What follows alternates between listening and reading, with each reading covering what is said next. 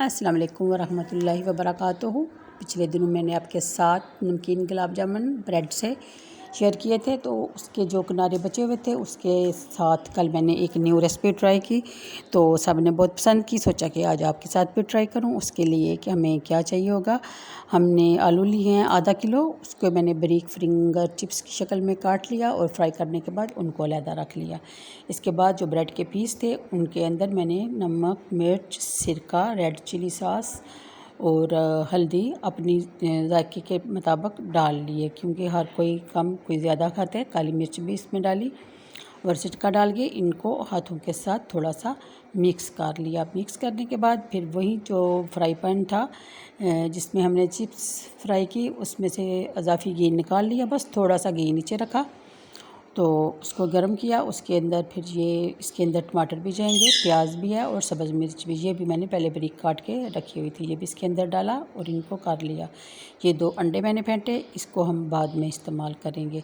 तो अब fry pan में वो सारा मलीदा मैंने डाल दिया। डालने के बाद थोड़ा सा इसको भुना ताकि सेट हो जाए। सिर्फ सेट ही करने के, बाकी चीज़ें तो ऑलरेडी सब जल्दी तैयार होने वाली हैं। तो प्याज की भी कच्चा टेस्ट आए तो मज़े का होता है, टमाटर भी। इसके बाद मैंने फ्राई पैन से ये उतारा और नीचे इसके मैंने तवा रख लिया, क्योंकि नीचे अगर तवा ना रखा जाए तो नीचे से फिर ये जल्दी जल जाता है।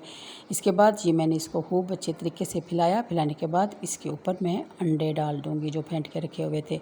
तो इनको अच्छी तरह सेट करूँगी ताकि सारी ब्रेड जो है इन अंडों के साथ कवर हो जाए। 2 अंडे हों या 3, वो भी अपनी ज़रूरत के मुताबिक। इसको अच्छे तरीके से सारी तरफ फैला दीजिए। फैलाने के बाद हमने क्या करना है, इसके ऊपर हम डालेंगे मायोनीज़ डालेंगे, फिर इसके ऊपर हम वो आलू डालेंगे जो चिप्स हमने बनाई थी, और फिर इसके ऊपर हम मायोनीज़, उसको गार्निश करने के लिए मायोनीज़ आप डाल सकती हैं, आप चाहें तो केचप भी डाल सकते हैं, और सब्ज़ धनिया और जितनी भी गार्निश की चीज़ें हैं वो आप डाल के आप इसको ढक्कन के साथ ढक दें और तकरीबन 10-15 मिनट तक इसको ढका रहने दें, ताकि ऊपर वाली साइड जो है, यानी कि अंडे का कच्चापन जो है वो भी ख़त्म हो जाए।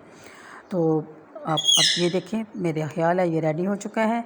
अगर नहीं तो इसको 5-7 मिनट और दें। जब साइडों से घी छोड़ दे, बिल्कुल ऑयल आपको सामने नज़र आए तो समझें ये तैयार हो गया। ये देखिए माशाल्लाह अब ये तैयार हो चुका है। और अब हम इसको एक ट्रे के अंदर टिश्यू रखेंगे और उसके ऊपर इसको ऐसे ही आसानी से ये निकल आएगा। बड़े प्यार से आपने इसको निकाल लेना है और फिर इसके पीस काट के यानी कि निशान लगा के ना आपने छोड़ देना है, और ठंडा होने पर आसानी से वो पीस अलहदा हो जाएंगे। आप उठा के देख सकते हैं नीचे तक ये बिल्कुल पक गया है, नीचे से जला भी नहीं है। तो आप ज़रूर इसको ट्राई कीजिएगा और मुझे बताइएगा कमेंट में कि आपको कैसी लगी ये मेरी रेसिपी। तो ज़रूर ट्राई कीजिएगा। रमज़ान सबको मुबारक। अल्लाह हाफिज़।